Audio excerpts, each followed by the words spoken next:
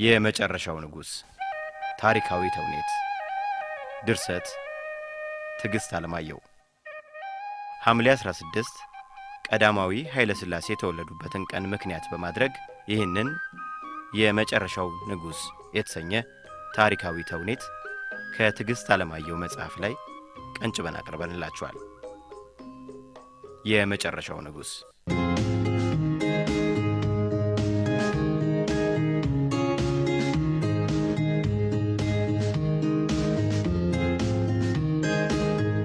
ምንድነው እሱ ነገሩ?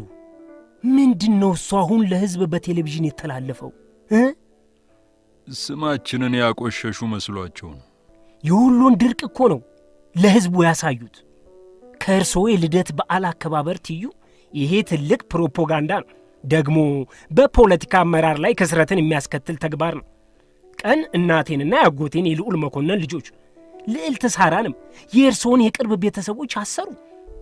እርሶ በሚመሩት ሀገር በቴሌቪዥን ጣቢያ እርሶ ህዝብ እየተራበ እንዳላየ እንዳልሰማ እንደሆኑ በሙዚቃ ቀነባብረው አቀረቡ። ይህንን ግብረ ገብነት ያለው ሰው መቼም የሚፈጽመው ተግባር አይደለም። በጣም እንጂ ህዝቡን ዞር ብዬ ምን እያለ እንደሆነ ለማየት ሞክሬ ነበር። እዚሁ ቅርብ ነው። በእርግጥ አራኩም። ህዝቡ በጣም ሐዘን ገብቶታል። ገና አሁን ከያደባባዩ ቴሌቪዥን ተመልክቶ እየተመለሰ ነው። እርሶ ህዝቡ ይመልከት ብለው አዘው በተሰቀለው ቴሌቪዥን። የሚወደን ህዝባችን ምን እያለ ነው? ብዙ ወጣት እርሶ እንዲወርዱ መፈክር እያሰማ ነው። ስድብም አለበት። ህዝብ የፈለገውን ከመናገር አልፎ እዚህ ደረጃ መድረሱ የሚያሰጋ ጉዳይ ነው። ከተፈቀደለት ነጻነት አለፈ። ህዝባችን ሁሉንም ነገር ውሎ አድሮ ይረዳዋል። ውሎ አድሮ? አባባ፣ እነዚህ ሰዎች ነገ ምን እንደሚሰሩ በምን እናውቃል?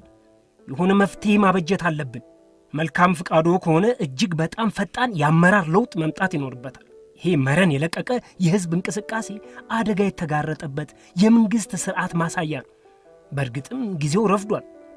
የነገሩን አጀማመር እንድትገነዘቡት እንንገራችሁ። የትኛውን ጉዳይ አጀማመር?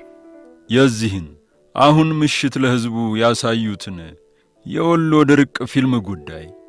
የወሎ ድርቅ ሁኔታ በፊልም እንዴት እንደተቀዳ። ይህን ፊልም የቀዳው ጆናታን ዲምቢልቢ በጠቅላይ ሚኒስትር አክሊሉ ሀብተወልድ በኩል ደብዳቤ ተጽፎለት ነው።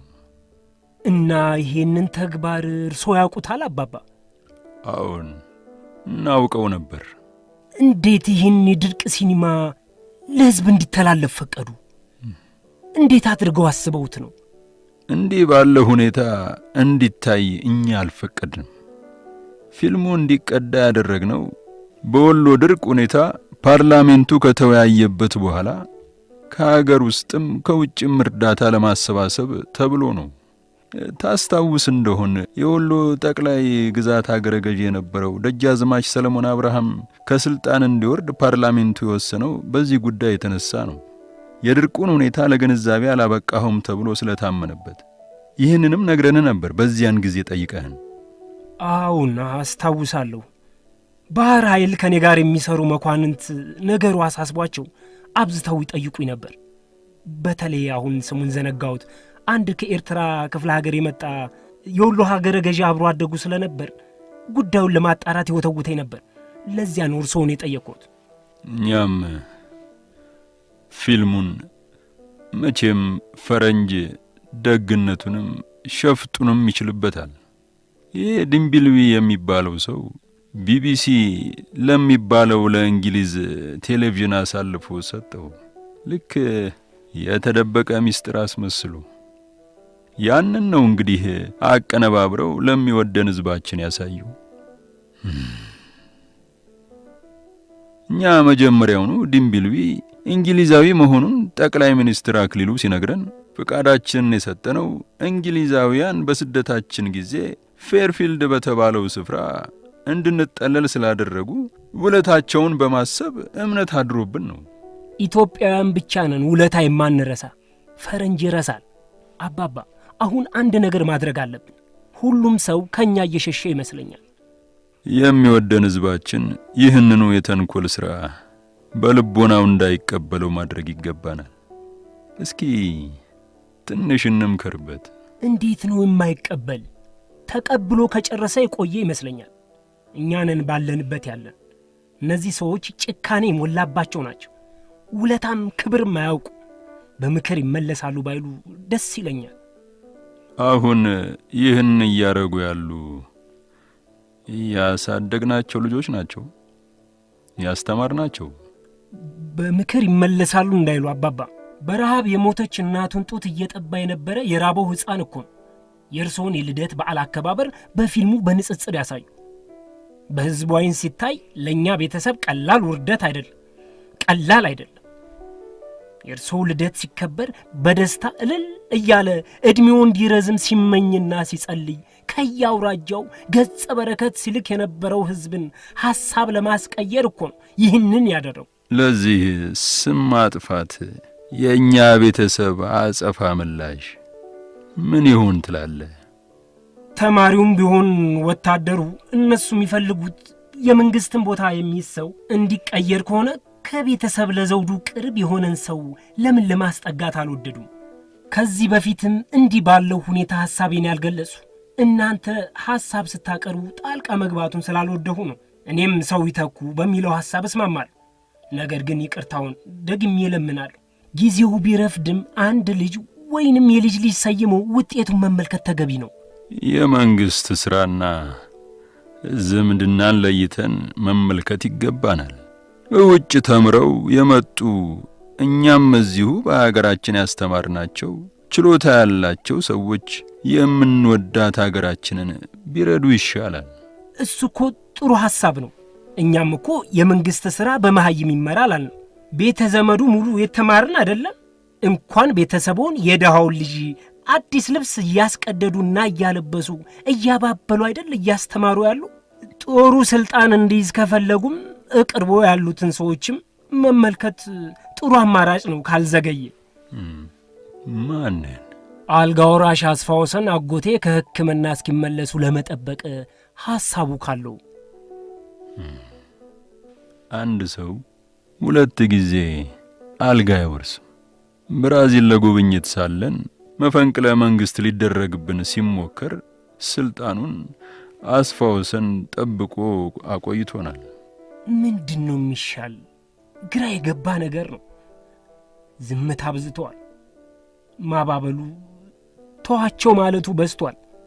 እዚህ ፋታ ለማይሰጥ ችግር ምን አዲስ መፍትሄ ልንሰጥ እንችላለን? ዝም አላልንም፣ እየመከርንበት ነው። ከማን ነው የሚመክሩ? ከማን ጋር ነው የሚመክሩ? እንዴት አይነት ጥያቄ ነው? ይቅርታውን እለምናለሁ።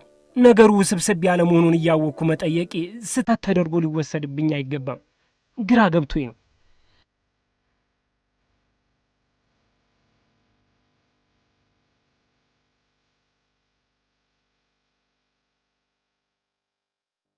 እንደምን አደራችሁ? እግዚአብሔር ይመስገን ደህና ነን። ራስ ምሩ ተቀመጥ እስኪ። በጠዋት ምን አስቸኳይ ነገር ቢኖርህ ነው? ግርማዊነቶ፣ ነገሩ እያማረ የመጣ አልመሰለኝም። ምን ጉዳይ ይዘህ መጥተህ ነው? ማታ ጊዜ ጄኔራል አማን ስልክ ደውሎ በጠዋት እዚህ እንድመጣ ነግሮኝ ነው የመጣሁት። ጉዳዩስ ስለምንድን ነው አለ? ምንም የተናገረው ነገር የለም፣ ብቻ እዚህ እንድትገኝ ነው ያለው። ለእኛ እኮ ምንም ነገር አላሳወቁንም። ማታም ስለታየው ፊልም በስልክ ልናናግረው ብንፈልግ የለም ተባል። ያንን ትናንት ማታ የታየውን የወሎ ረሃብ ፊልም ለምን ለሕዝብ እንዳሳዩን የራሴ ጄኔራል አማንን ጠይቄው ነበር። ምንድን ለማትረፍ ነው እንዲህ ያደረግን አለ? በእርግጥ በዚህኛው ነገር ላይ እርሱ እንደሌለበት ነግሮኛል።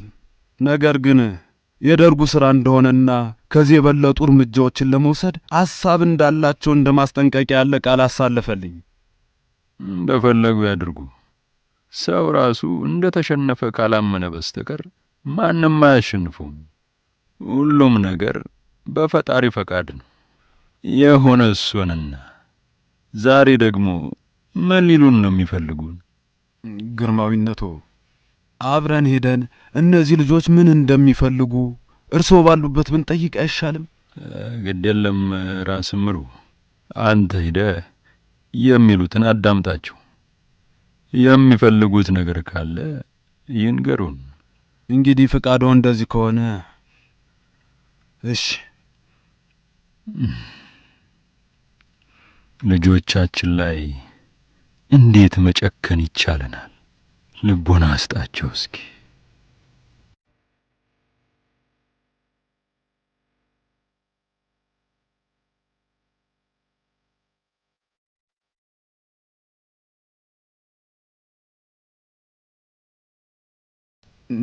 ጃንሆይ፣ ልጆቹ የሚሉትን መስማት ነው የሚበጀው።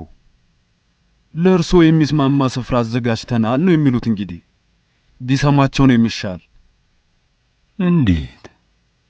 ጃንሆይ፣ ነገሩ ሁሉ ያበቃ ነገር ነው የሚመስል። ታዲያ ወዴት ነው የሚወስዱን? ግርማዊነቶ፣ ወደ ተዘጋጀ ስፍራ ነው። በተለይ ለእርሶ ተብሎ የተዘጋጀ ነው። ለደህንነቱ የሚበጁ ምቹ ስፍራ ነው። ልጆች፣ በአጠቃላይ የተናገራችሁትን ሰምተናል።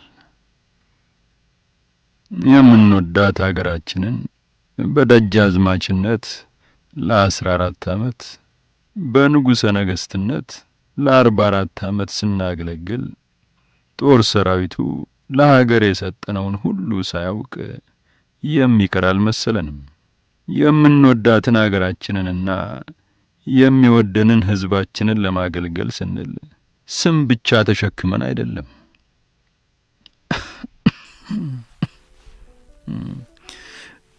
ከደጃዝማችነት ዘመናችን ጀምሮ ሀገራችንና ሕዝባችንን ከዓለም ጋር ለማቀራረብ ጥረት አድርገናል። እንኳን የሀገራችን ሕዝብ አፍሪካም አንድ የሚሆንበትን ተቋም አቁመናል። ሕዝባችን በሰላም ጊዜ የሚሰራበትን የሚማርበትንና ቢያመው የሚታከምበትን ስፍራ መስርተናል። በክፉ ጊዜ ጠላትን ቢመጣ የሚመክትበትን አቅማችን በፈቀደ አደራጅተናል። ለዚህ ደግሞ ከየክፍለ ሀገሩ ሰብስበን ደሞዝ ቆርጠን አገርን ከጠላት እንድትመክቱ ያቆምናችሁ እናንተው ወታደሮች ምስክሮች የምትሆኑ ናችሁ። ይኸውም ደግሞ ከናንተ ከጦር ሰራዊታችን ሕሊና ይሰወራል ብለን አንጠረጥርም።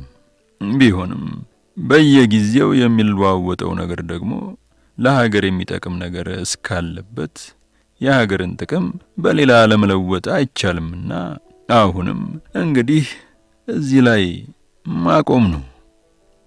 ነገር ግን ልብ በሉ፣ እኛ ፈጣሪ በወደደ አቅማችን በፈቀደ መጠን ለምንወዳት ሀገራችንና ለሚወደን ሕዝባችን ስንሰራ የቆየነው ታሪክ እዚህ ላይ ያበቃል። ይሄ ማለት የእናንተ ታሪክ እዚህ ላይ ይጀምራል።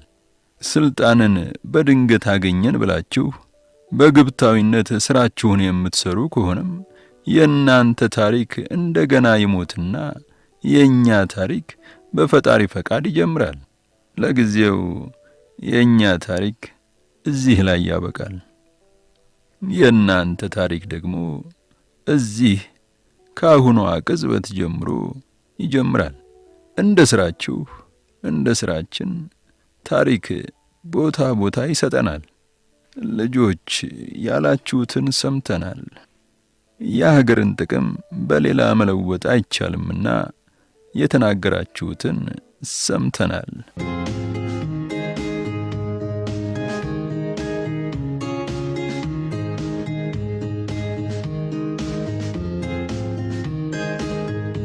የመጨረሻው ንጉሥ ታሪካዊ ተውኔት ድርሰት ትዕግስት አለማየሁ።